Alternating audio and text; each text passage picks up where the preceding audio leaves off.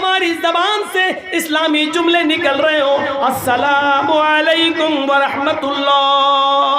जब हम किसी से मुसाफा कर रहे हो और खैरियत पूछ रहे हो तो हमारी ज़बान से निकलना चाहिए अल्हम्दुलिल्लाह। जब हमें छींक आए तो हमारा रहन सहन ये होना चाहिए कि हमारी ज़बान से निकल रहा हो अल्हम्दुलिल्लाह। जब हम किसी ऊंची जगह पर लिफ्ट पर चढ़ रहे हो या छत पे चढ़ रहे हो, सीढ़ियों से ऊपर जा रहे हैं, घर में ठहराया उस पर लानत, फलानतुल्लाहि अला मन आवा मुहदिसन, अल्लाह की लानत हो उस पर जिसने किसी बिदाती को अपने घर में ठहराया, अल्लाह की लानत हो उस पर जिसने किसी बिदाती से सलाम किया। तो वो कहते हैं कि मैंने एक बिदाती से सलाम कर लिया था, 27 साल से तौबा कर रहे हैं। बिदाती से सलाम कर लिया तो 27 साल से तौबा कर रहे हैं। जो लोग अपनी लड़कियों और अपनी बहनों की शादी बिदतियों को दे रहे हैं, उनके गुनाह का आलम क्या होगा वो सोचें। अपने घर का दामाद बिदतियों को बना रहे हैं वो सोचें, और रोजाना वो बिदती दामाद तुम्हारे घर पे आकर खाता है पीता है और तुम अपने दामाद उस बिदती को अपने घर में पनाह देते हो, वो लोग सोचें।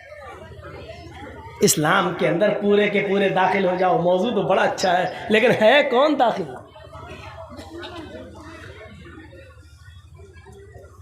नबी अकरम सल्लल्लाहु अलैहि वसल्लम ने फरमाया था, युस्बिहुर रजुलु मोमिनन व युमसी काफिरन व युमसी मोमिनन युस्बिहु काफिरन। तुम एक आदमी को देखोगे कि वो सुबह जब उठेगा तो मोमिन होगा, लेकिन शाम होने से पहले पहले वो काफिर हो जाएगा। सुबह उठोगे उसको मोमिन पाओगे, शाम होने से पहले पहले वो काफिर हो जाएगा।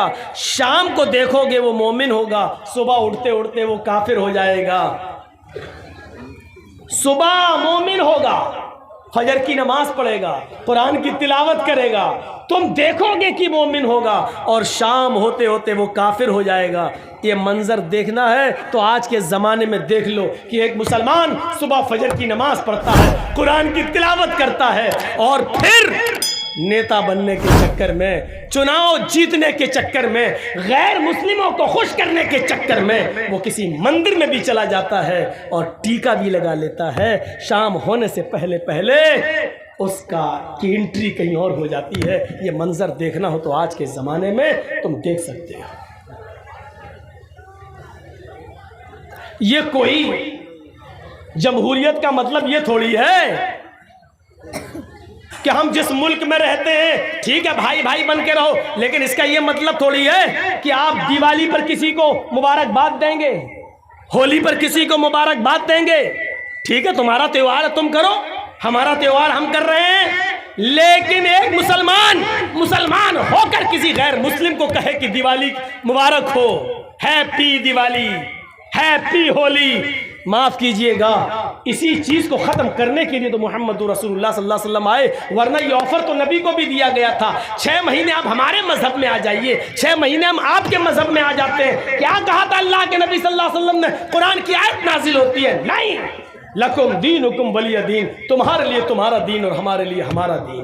तुम अपने दीन पर रहो, हम अपने दीन पर रहे। न तुम हमें हमारी ईद की मुबारकबाद दो, न हम तुम्हें तुम्हारी दिवाली की मुबारकबाद देंगे। न तुम हमें हमारी बकरीद पर मुबारकबाद दो, न हम तुम्हें तुम्हारे होली पर मुबारकबाद देंगे। तुम अपना त्योहार करो, हम अपना त्योहार कर रहे हैं। युस्बिहुर रजुलु मोमिनन व युमसी काफिर, सुबह देखोगे मोमिन होगा और शाम होते होते काफिर हो जाएगा। हम इस्लाम के अंदर पूरे के पूरे दाखिल नहीं हैं। अब फिर कहोगे मौलाना साहब हर्ज क्या है? हम एक गांव में रहते हैं, हिंदू मुस्लिम भाईचारा, अगर हमने दिवाली की मुबारकबाद दे दी तो हर्ज क्या? फिर वही मसला है, जो कानून इस्लाम ने बना दिया उसको फॉलो करना है। ये नहीं देखना है कि इसमें नुकसान क्या है, इसमें फ़ायदा क्या है। हमारी समझ में आए या ना आए, हमें उसी कानून को मानना है जो बना दिया है जनाब मोहम्मद रसूलुल्लाह सल्लल्लाहु अलैहि वसल्लम ने। ट्रैफिक नियम जैसे लाल बत्ती है, हमें रुकना है, चाहे गाड़ी आ रही हो या ना आ रही हो, हमें रुकना है। जब तक रेड नहीं ग्रीन नहीं होगी हम नहीं जा सकते, जब तक शरीयत की इजाजत नहीं होगी हम नहीं जा सकते, हम नहीं कर सकते। इंसानियत की मिसाल कायम करो, अगर आपके पड़ोस में कोई गैर मुस्लिम है, बीमार है, आप अपनी गाड़ी में उसको ले जाओ, अस्पताल ले जाओ।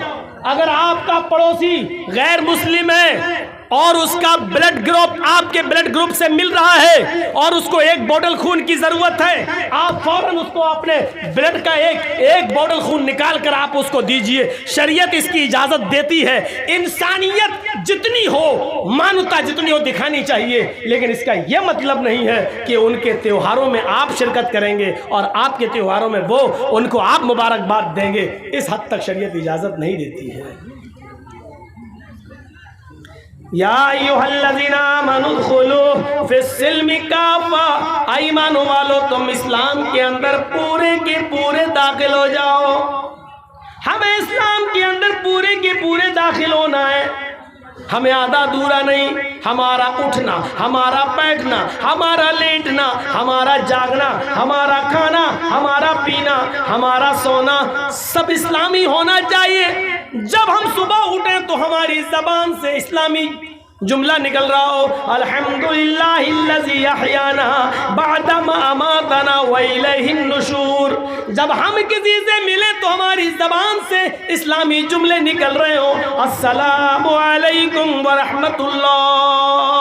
जब हम किसी से मुसाफा कर रहे हो और खैरियत पूछ रहे हो तो हमारी जबान से निकलना चाहिए अल्हम्दुलिल्लाह। जब हमें छींक आए तो हमारा रहन सहन ये होना चाहिए कि हमारी जबान से निकल रहा हो अल्हम्दुलिल्लाह। जब हम किसी ऊंची जगह पर लिफ्ट पर चल रहे हो या छत पे चल रहे हो, सीढ़ियों से ऊपर जा रहे हो, तो उस वक्त हमारी जबान से जुमले निकल रहे हो, अल्लाहु अकबर, अल्लाहु अकबर।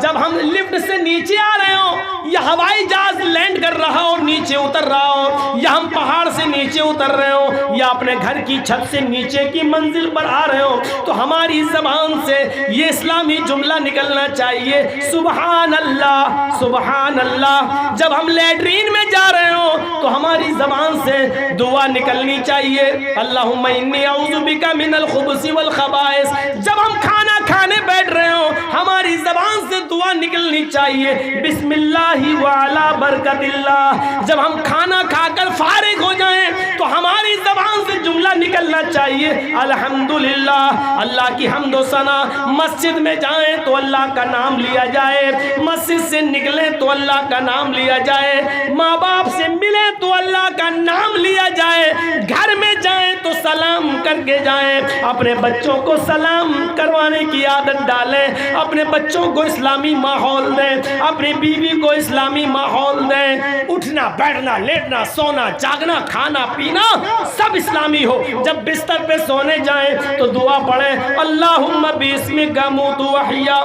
साथ में ये दुआ भी पढ़ लो, 10 बार सुबहान, 33 बार सुबहान अल्लाह, 33 बार अल्हम्दुलिल्लाह, 34 बार अल्लाहु अकबर। ये दुआ जो आदमी पढ़कर सोता है तो अल्लाह ताला एक फरिश्ता मुसल्लत कर देता है, वो उसकी हिफाजत करता है रात भर। तब हम इस्लाम के अंदर पूरे के पूरे दाखिल होंगे। कोई गुनाह के करीब हम पहुंच गए, उस वक्त अल्लाह का खौफ हमारे दिमाग में होना चाहिए। दुनिया की कोई ताकत हमें देख रही हो या ना देख रही हो, लेकिन अल्लाह तो हमें देख रहा है। मेरे भाइयों, उस गुनाह से हम दूर हो जाएं, तब है इस्लाम के अंदर पूरे के पूरे दाखिल। वरना वही समझा जाएगा बिजली के खंबे पर आम के पेड़ के चंद पत्ते चिपक गए हैं, हमारी बॉडी पर चंद दीनी काम हो गए हैं, लेकिन हम जड़ से मुसलमान नहीं है, हम अपनी बुनियाद से मुसलमान नहीं है, हम अपने रहन सहन से मुसलमान नहीं है। और यहाँ हमें बुनियादी तौर पर मुसलमान बनना है और इस्लाम के अंदर हमारा रहन सहन ऐसा होना चाहिए, इस्लाम के अंदर हम ऐसे घुल जाएं, इस्लाम के अंदर ऐसे दाखिल हो जाएं। मिसाल दे रहा हूँ, ज़रा सुनिए। पानी का एक गिलास है, जग है हमारे पास, लोटा, पानी का एक जग है और एक पत्थर है हमारे हाथ में। इस पत्थर को पानी में डाल दिया और रख दिया। 2 दिन के बाद आप देखेंगे तो पानी में वो पत्थर पड़ा हुआ नजर आएगा। आप चाहें तो हाथ डालकर पत्थर को निकाल सकते हैं और बाहर फेंक सकते हैं। पानी में आपने एक पत्थर डाला, 2 दिन के बाद आपने उसको निकाल दिया, इसका मतलब क्या हुआ? इसका मतलब ये हुआ कि पानी ने पत्थर को कबूल नहीं किया और पत्थर ने पानी को भी कबूल नहीं किया। जब तक डला था, जब चाहा उस पत्थर को पानी से बाहर निकाल के फेंक दिया। ऐसा हमारा इस्लाम से ताल्लुक़ नहीं होना चाहिए कि जब चाहो तब घुस जाएं और जब चाहे कोई हमें इस्लाम से बाहर निकाल कर फेंक दे। ऐसा नहीं होना चाहिए इस्लाम के साथ हमारा ताल्लुक़। जरजीत साहब के पास पानी का एक जग है। आपके यहाँ जर्दा बनता है? जर्दा, अरे वो मीठा चावल होता है, इधर नहीं बनता है, हम लोगों के यहाँ बनता है। तो उसमें खाने वाला रंग होता है। आपके यहाँ खाने वाला रंग तो बहुत सी चीज़ों में डाला जाता होगा। जलेबी में डाला जाता है, पुलाव में भी डाला जाता है रंग। आप जाइए और 2 रुपए का 5 रुपए का खाने वाला रंग किसी दुकान से ले आइए और वो खाने वाला रंग पानी के उस जग में डाल दीजिए। 2 दिन आप इंतज़ार आपको नहीं करना है, 1 मिनट भी आपको इंतज़ार नहीं करना होगा। आप थोड़ी ही देर में देखेंगे जैसे ही वो लाल या पीला रंग पानी में गया और पानी को पूरा का पूरा लाल कर दिया या पीला कर दिया। जो रंग पानी में डाला गया पानी उसी रंग में रंग गया। अब आप रंग को पानी से अलग करिए, हो जाएगा? जो रंग आपने पानी में डाला है अब आप पानी से रंग को अलग करिए, नहीं होगा। और पानी को रंग से अलग कीजिए, वो भी नहीं होगा। न रंग पानी से अलग हो सकता है, न पानी रंग से अलग हो सकता है। दोनों ऐसे घुल गए हैं, ऐसे मिल गए हैं कि न पानी रंग को छोड़ता है और न रंग पानी को छोड़ता है। ये होना चाहिए हमारा इस्लाम के साथ घुलना, ये होना चाहिए हमारा इस्लाम के साथ ताल्लुक। जब हम इस्लाम में आ गए, मुसलमान बन गए, तो हमारी जान चली जाए न तो इस्लाम हमसे निकले न हम इस्लाम से निकले। ये होना चाहिए पानी और रंग की तरह हमारा इस्लाम के साथ रिश्ता है। यहाँ चंद डंडे पड़ते हैं मॉब लिंचिंग के मौके पर तो आदमी जय श्री राम के नारे लगाने लगता है। हालांकि वो मौत का डर होता है, वो तो जिसके ऊपर बीतती है वही जानता है, मैं ये नहीं कह रहा हूं।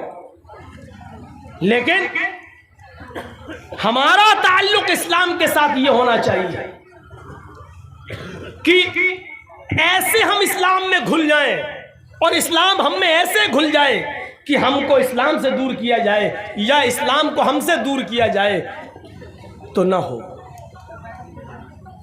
हर हाल में हम, और इसकी जीती जागती मिसाल है हजरत सुमैया का वो वाकया जब उनके दोनों पैर बांध दिए गए और दोनों हाथ बांध दिए गए और सुमैया से कहा गया, एक नेज़ा लाया गया और कहा सुमैया देख, मोहम्मद के रब को छोड़ दे, जिनको तू पहले मानती थी उन्हीं को अपना माबूद मान ले।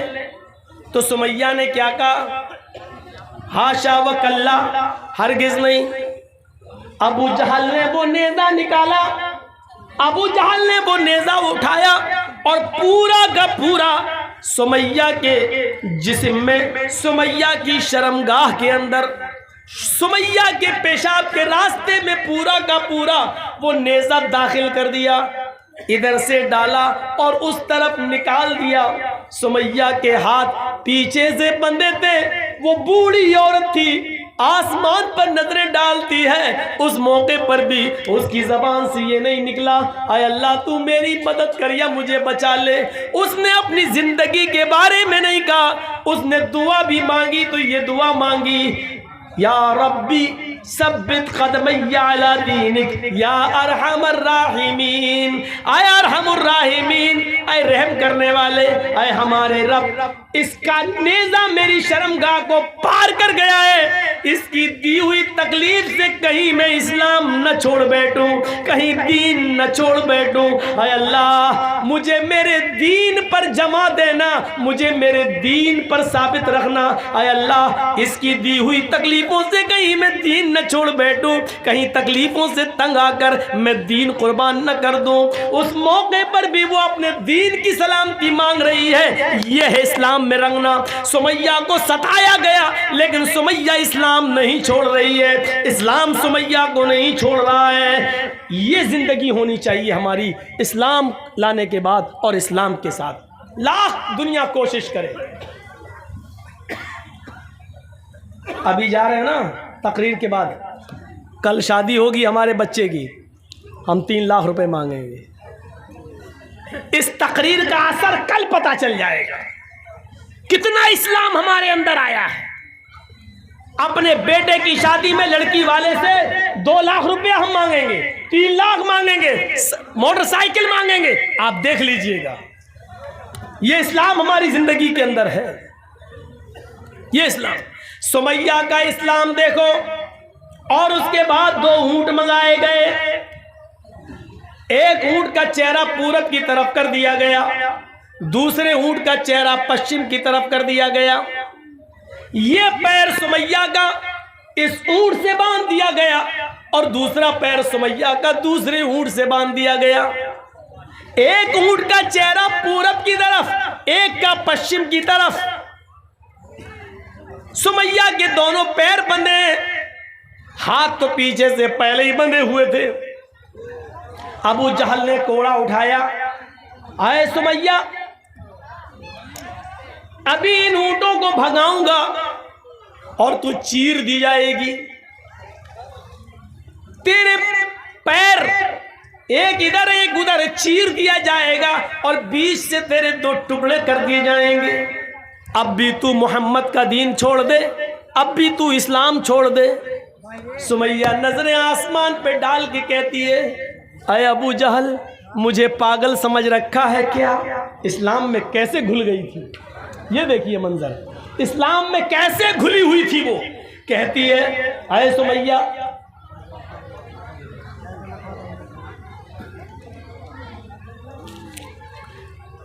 सुमैया का हाल देखिए, कैसे घुली हुई थी वो इस्लाम के अंदर, कैसे, कितनी इस्लाम के अंदर, इस्लाम उसके घर, उसके दिल में घर कर गया था। सुमैया क्या कहती है, अरे अबू जहल, वो देख। अबू जहल ने कहा, क्या? कहा तुझे नहीं दिख रहा है? कहा नहीं।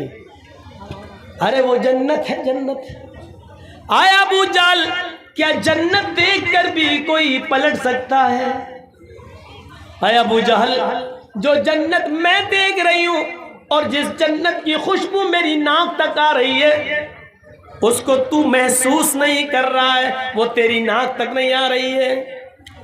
आया अबू जहल, कोड़ा तेरे हाथ में, जल्दी मार। अबू जहल कहता है, सुमैया, तुझे अपनी मौत का डर नहीं है? सुमैया मुस्कुरा के कहती है, अबू जहल, जल्दी मारना इन ऊंटों को, जल्दी भगा इन ऊंटों को। जितनी देर तू इन ऊंटों को भगाने में लगा रहा है, कसम है काबे के रब की, उतनी देर मुझे जन्नत में जाने में लग रही है। इस मंजर को देखकर आप क्या कहेंगे मेरे भाइयों? वो कैसे इस्लाम के अंदर रच गई थी, बस गई थी, कैसे, क्या चीज थी उसके अंदर जो इस्लाम उसके अंदर घर कर गया था। इस तकलीफ को देखकर भी वो पलटी नहीं, घूमी नहीं, और अबू जहल ने गुस्से में ऊंटों को भगा दिया।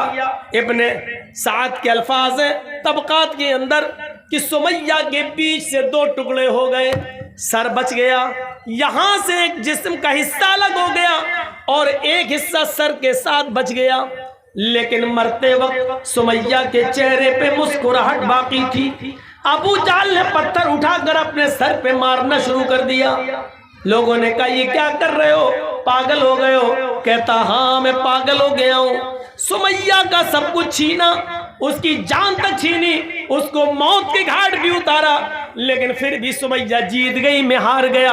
मरते वक्त भी मुस्कुरा रही है, देखो मुझे चिढ़ा रही है। मरते वक्त भी वो बिल्कुल बिल्कुल पसमुर्दा नहीं हुई, मरते वक्त भी हंसते